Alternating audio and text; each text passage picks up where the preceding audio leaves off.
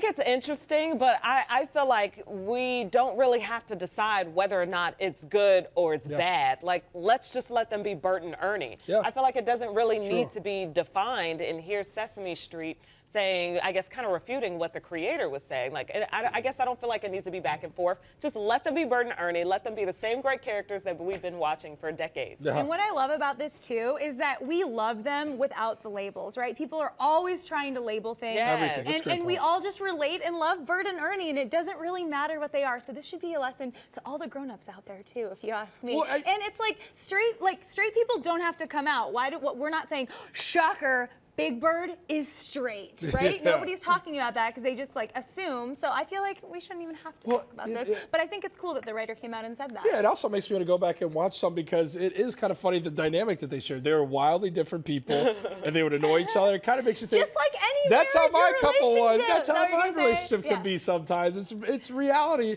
at its best. So it's always fun when you see that kind of thing as an adult to say, I'll go back and check out Sesame Street and see what kind of things I can identify. Really cute. I understand some of the criticism from the neighborhood because people are afraid that it's going to drive property value up and push some of the poorer people out, people who make less income, they were like a and grocery people store who are renters. That could be an issue.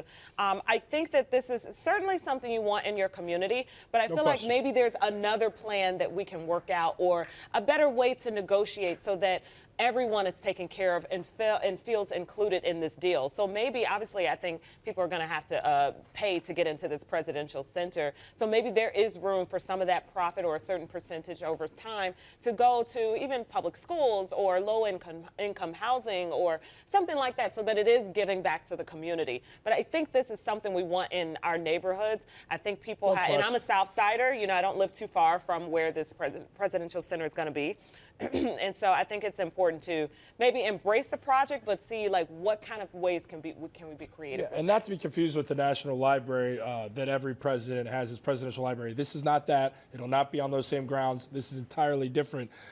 Carly, are you excited about this and what is coming to Chicago inevitably? Yeah, you guys know I love Obama, so I'm a huge supporter of like anything that will honor him, and you know he obviously has a huge Chicago connection, so I think it'll be like a really good thing. I think what you said, we just have to find a way to give back to the community, so it's not just like, oh, here's this amazing thing, and then you don't have a grocery store or other things that you need. It has to really benefit all of the people around there. So I hope we could work out a way to make that happen. And I mean, $10, that's a steal. That's like a cost of a meal, probably less than a meal at Whole Foods where we get food. But like, I might feel a little bit differently if it was a president that I wasn't as big of a fan of. Yeah, but you know, I'd advise people not to be caught up too much in the headline here of that $10 for 99 years. And maybe think about the long-reaching benefits from what this will bring and how this will enrich the climate and the environment over there. So none of us will be here in 99 years.